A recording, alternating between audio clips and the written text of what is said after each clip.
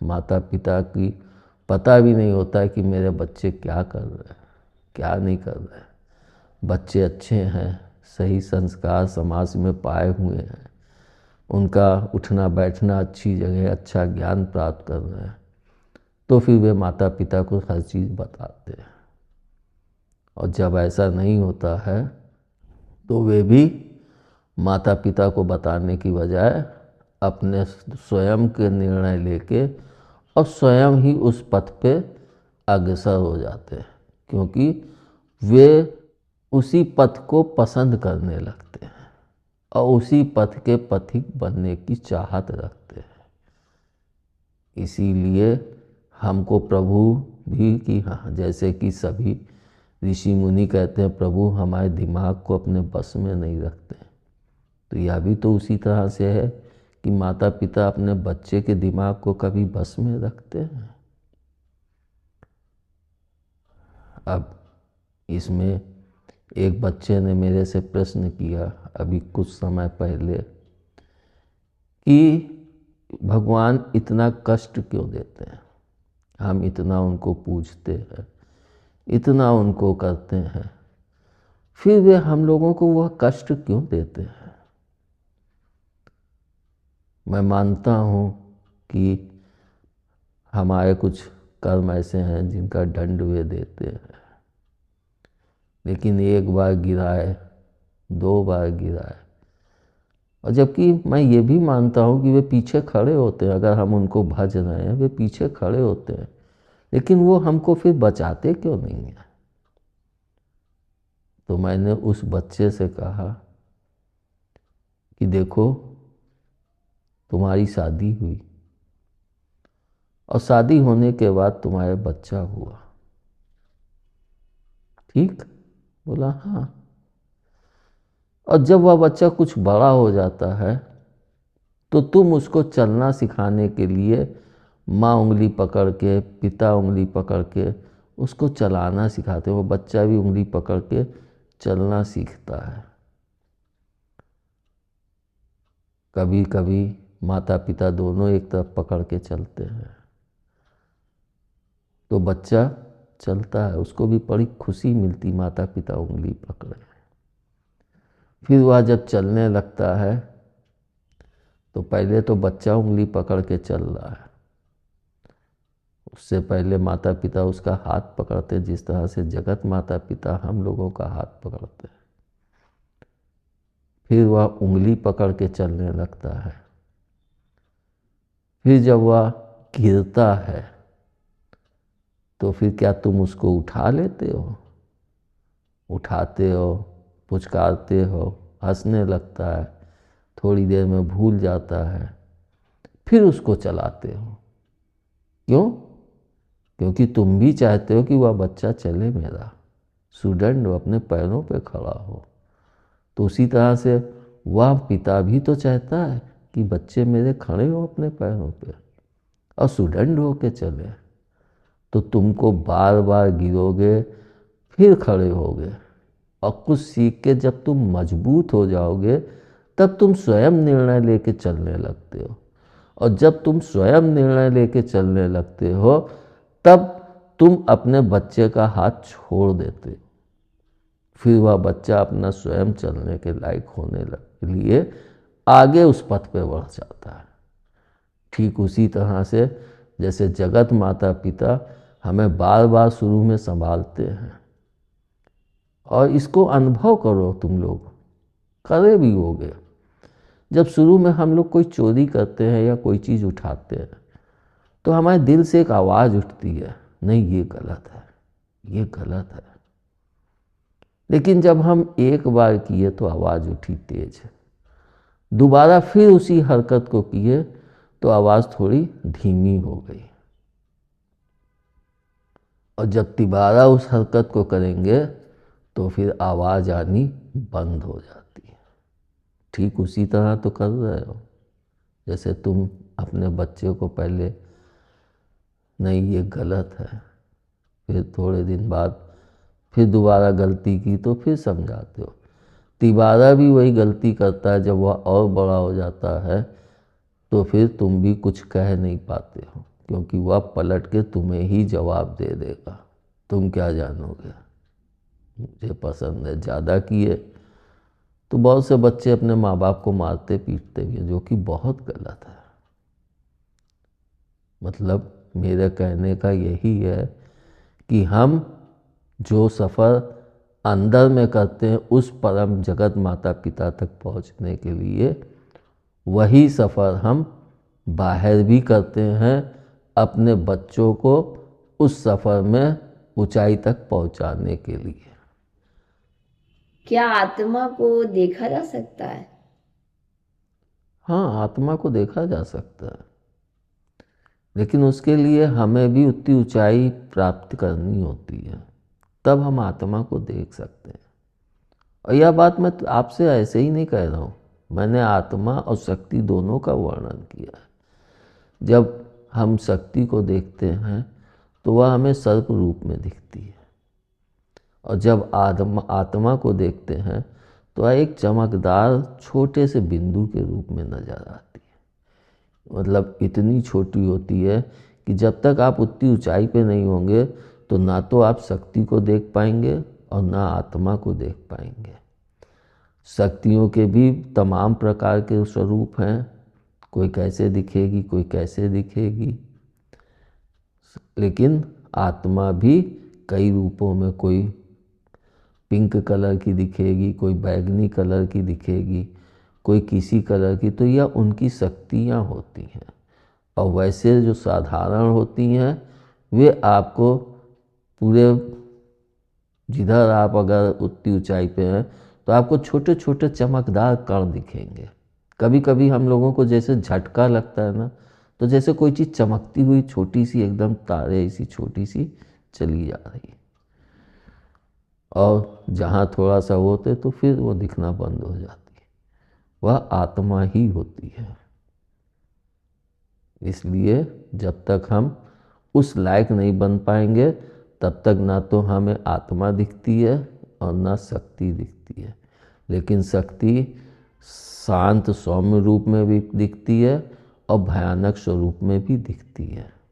जो जिसका जैसा नेचर होता है वह वैसे ही हमें दिखती है। अगर वह गलत कार्य के लिए आई है तो वह हमें डराएगी भी और हमारे अंदर एक डर और भय भी पैदा करेगी। जैसे कि हम देखते हैं काली माँ है, कोई उनको माँ के रूप में पूछता है तो वे प्रेम से परिपूर्ण है और वह सौम्य रूप स्वरूप में दिखती हैं। लेकिन वही अगर कोई दुष्टता करता है, दुष्ट है, तो वह काली माँ को देख के भय से थर थर काँपने लगता है।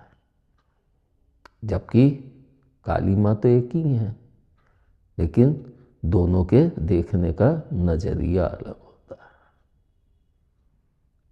और पिताजी, जैसे आपने कहा कि अब पहले मैं अपने बच्चों को अपने साथ ले करके चलता था, अपनी शक्तियों को दिया था, तो वैसे जैसे अब उन्होंने, जैसे वो अब वो अपने कहते हैं कि अब हमको वो चीज़ नहीं मिल पा रही है। जैसे आपने कहा कि अब आप तुम ये पढ़ो, मतलब रुद्री पढ़ो या ये पाठ करो, अब अपने सहारे चलो, तो क्या फिर अब जो उनको मिल रहा है? आपका प्रश्न जो है वो मैं समझ गया हूँ। मतलब कि मैंने पहले उनके लिए एक तरह से सारी सुविधाएं उपलब्ध करा दी, जैसे कि प्रत्यक्ष में हम लोग उपलब्ध कराते हैं अपने बच्चों के लिए कि बस्ता है, जूता है, मोजा है, सब कुछ उपलब्ध करा देते। तो उसको एक चमत्कार कि पिताजी से जो बोलेंगे वो मिल जाएगा, माँ से जो जिद करेंगे वह प्राप्त हो जाएगी। वही चीज़ इस मार्ग में भी हो जाती है। जब कोई गुरु हमको चमत्कार, या प्रभु ही, माँ ही हमें चमत्कार दिखाती हैं, तो हमें उसकी आदत पड़ जाती कि हम बोलेंगे तो हमको वह तुरंत प्राप्त हो जाएगा, फिर वह इसी पे चलने लगता है। और जब वह आगे बढ़ता है तब माता पिता उसको सुदंड करने के लिए जब उसका हाथ छोड़ देते हैं तब उसको स्वयं प्राप्त करनी होती है। यानी कमाई करो और अपने खर्चे को चलाओ, और चला के तब तुम्हारा शादी के लिए मैं आगे बढ़ूँगा। वरना क्या मैं तुम्हारी पत्नी और तुम दोनों का बोझा उठाऊं? यह बात जीवन में होती है और बहुत से माता पिता इसको करते हैं कि बच्चे को बढ़ाए आगे, फिर शादी विवाह तभी करते हैं जब वे कमाने के लायक हो जाते हैं। और लड़की वाले भी यही देखते हैं कि लड़का क्या कमा रहा है, तभी वे शादी करते हैं। तो वही चीज़ तो यहाँ पे भी होती है कि पहले हम उनको उंगली पकड़ के चलाए, फिर बैलगाड़ी में बैठाल के ढो रहे हैं, फिर जब हाथ छोड़ा तो उनको लगने लगा कि अब इनके पास कोई पावर नहीं बची है, ये मेरे को मूर्ख बना रहे, ये मेरे को छोड़ दिए हैं, ये मेरे लिए कुछ करना नहीं चाहते, आदि तमाम प्रकार की बातें उसके दिमाग में उठने लगती हैं। फिर वह आपको छोड़ के कोई दूसरे गुरु को पकड़ने के लिए चलता है, उद्धत हो जाता है, या किसी दूसरे, यही भगवान को, ये भगवान नहीं सुने अभी इनको पकड़ लें, ये सुनते हैं। लोग अपने केंद्र को कितनी जल्दी परिवर्तित कर लेते हैं, ये मैंने जीवन में चल के सीखा समझा है। तो वहाँ पे भी यही तो चलता है। फिर जब कहीं से कुछ नहीं मिलता है तब वे उसी दर पे फिर आते हैं कि प्रभु या गुरु या माता पिता प्रत्यक्ष में, कि मेरा कोई मार्ग नहीं समझ में आ रहा है, मुझे मेरा मार्गदर्शन कीजिए, मुझे सहारा दीजिए। तब फिर से माता पिता अपने बच्चों को सहारा देते हैं, उसी तरह से गुरु अपने बच्चों को सहारा देता है, और उसी तरह से परम पिता जगत माता भी अपने बच्चों को सहारा देते हैं। लेकिन जब दोबारा तुम आओगे ना, तो फिर तुम्हारी मजबूरी है, तुम्हारी चाहत है। तब तुम ये नहीं कह सकते हो कि मैं आपके पास आया तो आपने मुझे क्या किया। तब तुमको वो भाव जगाना है कि माता पिता हमें जो मार्ग दे रहे हैं, हम उस पर पूरे भाव और श्रद्धापूर्वक तरीके से चलें। अगर नहीं चल सकते हो तो फिर जीवन में कभी भी सफल नहीं हो सकते। और पिताजी, उनका एक मतलब प्रश्न ये भी था, मतलब कि वो पूछना चाह रहे थे कि आत्मा और भगवान में क्या अंतर होता है। आत्मा और भगवान में अंतर क्या होता है, इसको अगर हम बहुत सरल ढंग से सोचें तो पिता और बेटे में क्या अंतर होता है, या माता और बेटे में क्या अंतर होता है, बता पाओगे? जन्मदाता होते हैं। तो वो भी तो हमारे जन्मदाता हैं, उनका अंश हमारे में आया। माँ ने तुम्हारे इस शरीर का निर्माण किया, बीज पिता ने दिया। वही तो वहाँ पे भी है, बीज आत्मा के रूप में आया। शरीर का निर्माण शक्ति करती, माँ करती है। तो माँ भी तो, आपकी माँ के पेट में जगत जननी ने ही तो उसका निर्माण किया, आपके इस शरीर का, इस स्वरूप का। तब तो आप एक स्वरूप लेके इस संसार में आए। वरना क्या हम इंसानों में इतनी शक्ति है कि हम एक स्वरूप से और माँ दूसरे स्वरूप का निर्माण करके फिर इस संसार में एक फल के रूप में प्रदान कर दे? कर सकते हो? क्या इंसानों ने आज तक कोई ऐसी मशीन बनाई है कि वह मशीन अपनी ही तरह से एक और मशीन उत्पन्न करके इस संसार को प्रदान कर दे? नहीं संभव होता।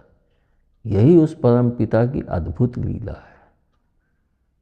मतलब जिस तरह से तुम नहीं कह सकते हो कि मेरे माता पिता का क्या संबंध, कैसे क्या है, तो ये कि मैं 4 बच्चे हैं, लेकिन चारों बच्चों की जन्मदाता हमारे माता पिता ही हैं।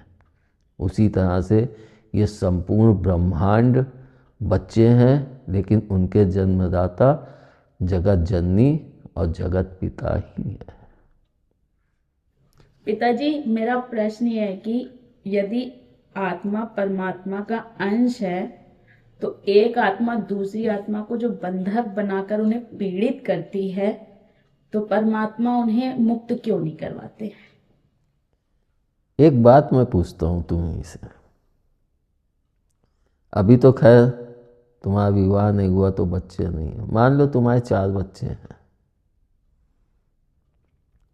जो बड़ा भाई होता है या बड़ी बहन होती छोटे वाले को पीट के धर देती है, तो वहाँ पे क्या कहते हो कि हम सब तो आपके बेटे, आप हमको क्यों नहीं बचाते हैं? बचाती ही नहीं, बचाती। लेकिन गलती की हो तो कहती अब मारो, अभी इसका दिमाग सही हो, जब देखो मना करते मानती नहीं है। तो वही चीज़ तो वहाँ पे भी लागू होती है, बचाती है वो भी, या बचाने के लिए किसी को भेजती है माँ। लेकिन जब हम नालायकी करते हैं तो माँ भी हाथ खींच लेती है कि इसको अभी समझ में नहीं आया, जब तक ये दंड नहीं भोगेगी तब तक इसको नहीं समझ में आएगा। मतलब वही चीज़ है जो बाहर, वही चीज़ अंदर है। इसको इतने सरल ढंग से ऐसे ही समझ सकते हो कि जब हम अपने चारों बच्चों को, अभी तो तुम ये कह रहे हो, जब कितने आज देखो केस होते हैं कि बड़े हो गए, उनके बच्चे हो गए, तो कोई अपने भाई को ही गोली मारे दे रहा है, कोई अपनी भाभी को मारे दे रहा है। तो फिर माता पिता बूढ़े हैं, अब वो बेचारे क्या करेंगे? अगर उनको धक्का दे दे तो वो तो खुद ही गिर जाएंगे।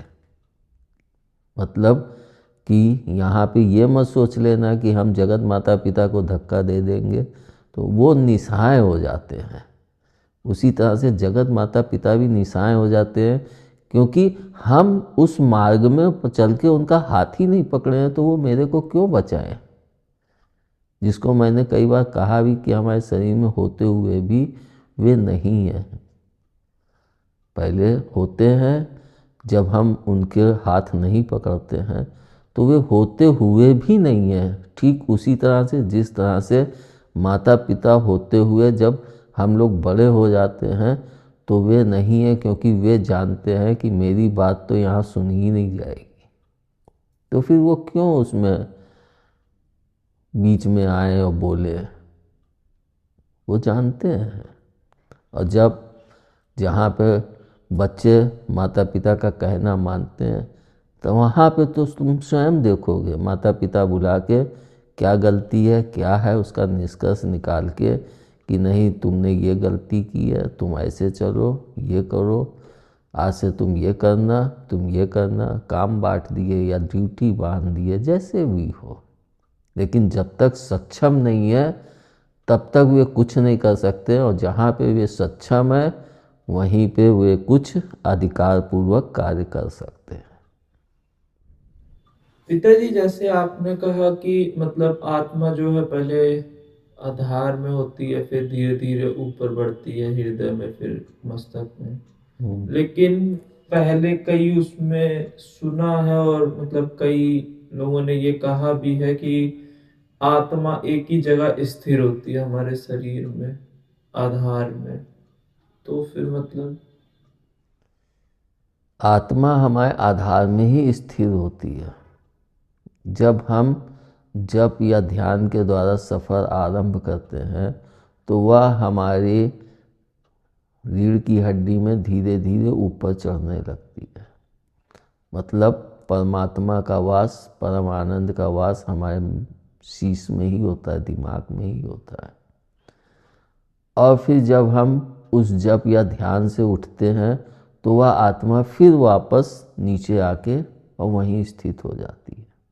मतलब प्रतिदिन हम उस सफ़र को करते हैं, जैसे कि हम लोग घर में उस सफ़र को कि प्रतिदिन हमें खाना खाना है, इतने समय भोजन करना है, इतने समय आप दस्त लेना है।